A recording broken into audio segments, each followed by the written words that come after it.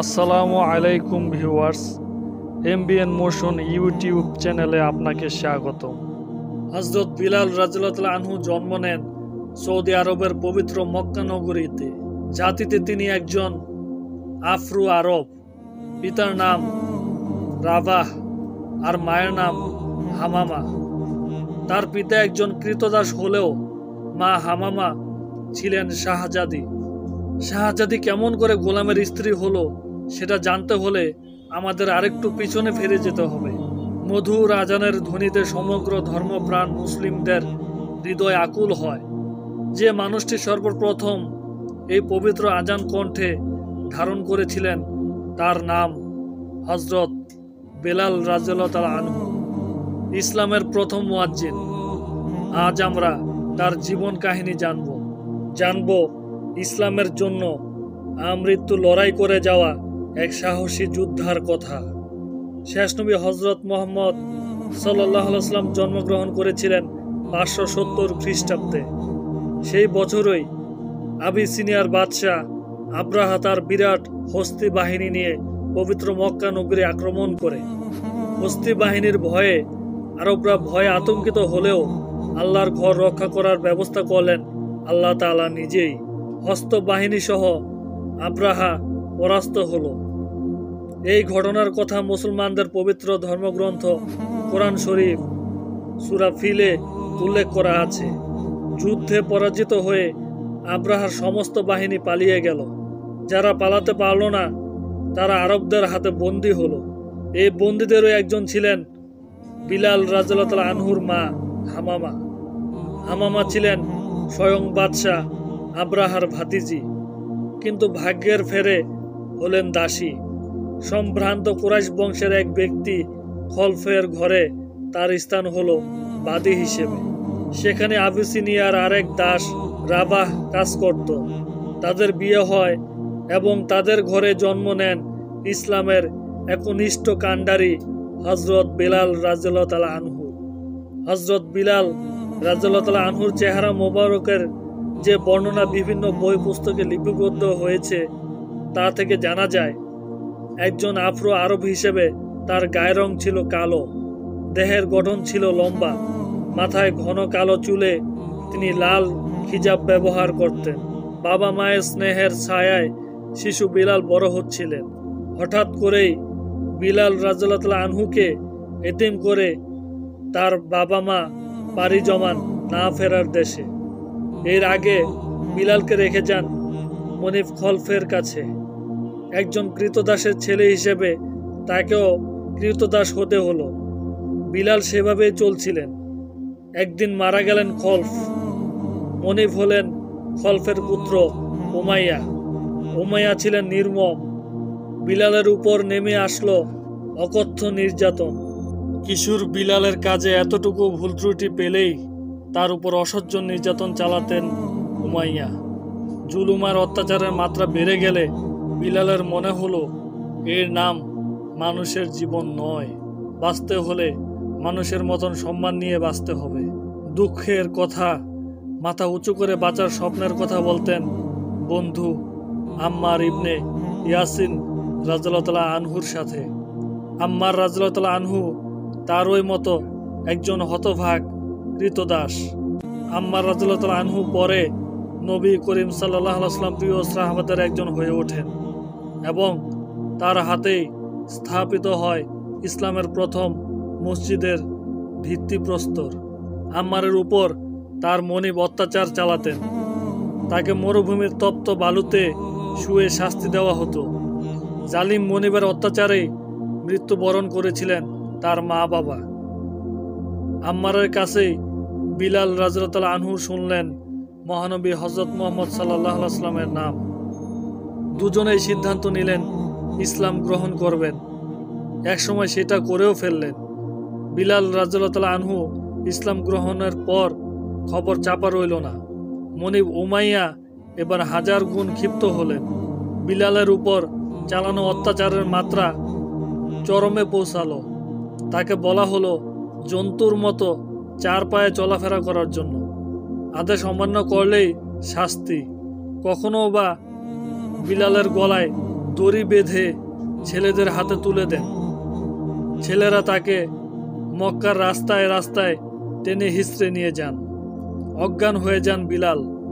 Umayya বিলালকে লোভ দেখান, ইসলাম ত্যাগ করলেই উঠিয়ে নেবেন শাস্তি, নতবা মাত্রা আরও বাড়বে। কিন্তু বিলাল তার আদর্শ থেকে সরেন না এক চুলও। প্রাণের চেয়েও আদর্শ বড়। ফলাফলে আরও ক্ষেপে যান উমাইয়া। নির্যাতন ক্রমাগত বেড়েই চলল। এবার বিলালকে বুকে ভারী পাথর চাপিয়ে তাকে মরুভূমির অগ্নিতপ্ত বালুর উপর চিৎ করে শুইয়ে রাখা হলো। বন্ধ করা হলো খাবার। চাবুকের আঘাতে আঘাতে জর্জরিত করা হলো। ক্ষত বিক্ষত দেহে ছিটিয়ে দেওয়া হলো লবণ। কখনো বা চুবিয়ে রাখা হলো পানিতে। অসহ্য যন্ত্রণায় কাতর হয়েও নিজের আদর্শকে অস্বীকার করলেন না একটিবারের জন্য। মনে মনে শুধু আল্লাহর কাছে প্রার্থনা করে যান, একদিন নিশ্চয়ই এই যন্ত্রণার অবসান হবে। বিল্লালের উপর এই ভয়াবহ নির্যাতনের খবর গেল নবী করিম সাল্লাল্লাহু আলাইহি সাল্লামের কাছেও। কেঁদে উঠল তার অন্তর। ভাবতে লাগলেন কি করা যায়। সাহাবীদের সাথে আলোচনা করলেন। হযরত আবু বকর সিদ্দিক রাদিয়াল্লাহু তাআলা আনহু নবীজিকে বললেন, যেমন করেই হোক আমি হযরত বিলাল রাদিয়াল্লাহু তাআলা আনহুকে মুক্ত করে আনবই ইনশাআল্লাহ, যত টাকা লাগে লাগুক। আবু বকর গেলেন উমাইয়ার কাছে, কিন্তু উমাইয়া জানতেন আবু বকর ইসলাম গ্রহণ করেছেন। তিনি বুঝতে পারলেন আবু বকর বিলালকে ক্রয় করে মুক্ত করে দেবেন। তাই তিনি আবু বকরের প্রস্তাবে রাজি হলেন না।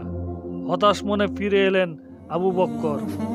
এবার এগিয়ে এলেন নবীজি সাল্লাল্লাহু আলাইহি ওয়াসাল্লামের চাচা হযরত আব্বাস রাদিয়াল্লাহু তাআলা আনহু।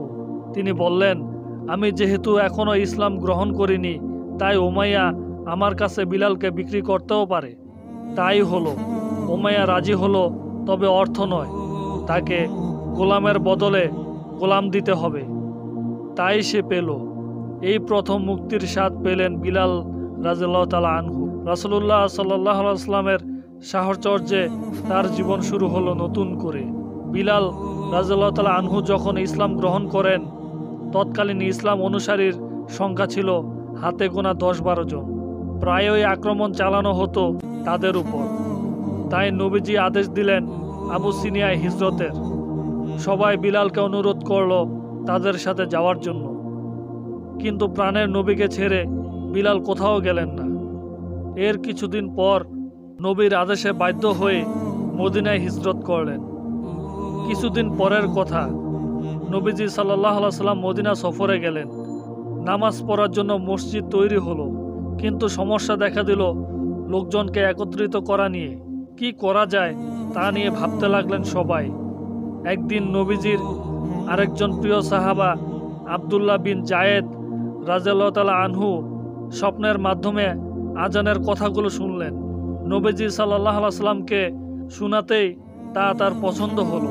তিনি আব্দুল্লাহ বিন জায়েদকে আদেশ দিলেন বিলাল রাদিয়াল্লাহু তাআলা আনহুকে কথাগুলো শিখিয়ে দেওয়ার জন্য। বিলাল রাদিয়াল্লাহু তাআলা আনহুর কণ্ঠস্বর অত্যন্ত সুরেলা এবং মিষ্টি হওয়ায় নবীজি সাল্লাল্লাহু আলাইহি সাল্লাম বললেন, বিলালই হবে ইসলামের প্রথম মুয়াজ্জিন। তারপর থেকে বিলালের আজানেই আল্লাহর দরবারে হাজিরা দিত সকল ধর্মপ্রাণ মুসলিম। তার আজানে মন এক অদ্ভুত পবিত্রতায় ছেয়ে যেত। বিলাল রাদিয়াল্লাহু তাআলা আনহু ইসলামের প্রতি তার ভালোবাসা, ত্যাগ আর নিষ্ঠার পুরস্কার স্বরূপ লাভ করলেন সারা মুসলিম জাহানের প্রথম মুয়াজ্জিন হওয়ার গৌরব। তিনি নবী করিম সাল্লাল্লাহু আলাইহি সাল্লামের এবং প্রায় সমস্ত সাহাবীদেরই প্রিয় ভাজন ছিলেন। নবীজিকে তিনি প্রাণের চেয়েও বেশি ভালোবাসতেন। এক সময় অসুস্থ হয়ে নবীজি সাল্লাল্লাহু আলাইহি সাল্লাম ইন্তেকাল করলেন। শোকে বিল্লাল মদিনা ছেড়ে চলে যেতে চাইলেন, কিন্তু খলিফা আবু বকর রাদিয়াল্লাহু তাআলা আনহুর অনুরোধে মদিনায় থেকে গেলেও রাসূলুল্লাহ সাল্লাল্লাহু আলাইহি সাল্লামের মৃত্যুর পর যতদিন বেঁচে ছিলেন তার মুখে কোনো হাসি ছিল না। বন্ধ করে দিলেন আজান দেওয়া। সিরিয়ার যুদ্ধের সময় সেখানে পাড়ি জমালেন। বীরত্বের সাথে অংশ নিলেন জিহাদে। ভাগ্যের এমনই লীলা খেলা যে উমাইয়ার হাতে বিলাল রাদিয়াল্লাহু আনহুকে দিনের পর দিন অকথ্য অত্যাচার সহ্য করতে হয়েছে। সেই উমাইয়ার মৃত্যু হলো বিলাল রাদিয়াল্লাহু আনহুর হাতেই। লোকে তার সুমধুর কণ্ঠে আজান শুনতে চাইতো, কিন্তু তিনি রাজি হতেন না। শেষমেশ খলিফার অনুরোধ রাখতে গিয়ে রাজি হলেন ঠিকই, কিন্তু সম্পূর্ণ আজান শেষ করার সাথে সাথেই বেহুশ হয়ে গেলেন। তারপর তার আজান দেওয়া একেবারেই বন্ধ হয়ে গেল। যেখানে তার প্রাণের নবীজি নেই, সেখানে তিনি কেমন করে আজান দেবেন? এরপর মদিনা ছেড়ে তিনি চলে গেলেন সিরিয়ায়। রাসূলুল্লাহ সাল্লাল্লাহু আলাইহি ওয়াসাল্লামকে ছাড়া তার জীবন অসহনীয় হয়ে উঠেছিল। এক সময় চিরবিদায়ের ডাক এলো। দামেস্কের ফাওলান নামক স্থানে 641 খ্রিস্টাব্দে মৃত্যুবরণ করলেন ইসলামের প্রথম মুয়াজ্জিন হযরত বিলাল রাদিয়াল্লাহু তাআলা আনহু। দাফন করা হলো ফাওলানের বাবুস সাগির গোরস্থানে। আল্লাহর রাস্তা আর নিজের আদর্শের জন্য আমরণ লড়াই করে যাওয়া সেই অকুত ভয় বীর সৈনিক আজও সেখানেই চিরনিদ্রায় শায়িত আছে। যতদিন এই আজানের ধ্বনি বাজবে, ততদিন তিনিও বেঁচে থাকবেন মানুষের অন্তরে। আল্লাহ তাআলা আমাদের সকলকে হযরত বিলাল রাদিয়াল্লাহু তাআলা আনহুর জীবনের উপর আমল করার তৌফিক দান করুন, আমিন। আজকের সংক্ষিপ্ত আলোচনা এ পর্যন্তই। ভিডিওটি কেমন হলো কমেন্ট করে জানাবেন। সবাই নতুন নতুন ভিডিও পেতে চ্যানেলটি সাবস্ক্রাইব করুন। দেখা হবে নতুন কোনো ভিডিওতে। সবাই ভালো থাকেন, সুস্থ থাকবেন। আসসালামু আলাইকুম ওয়া রাহমাতুল্লাহ।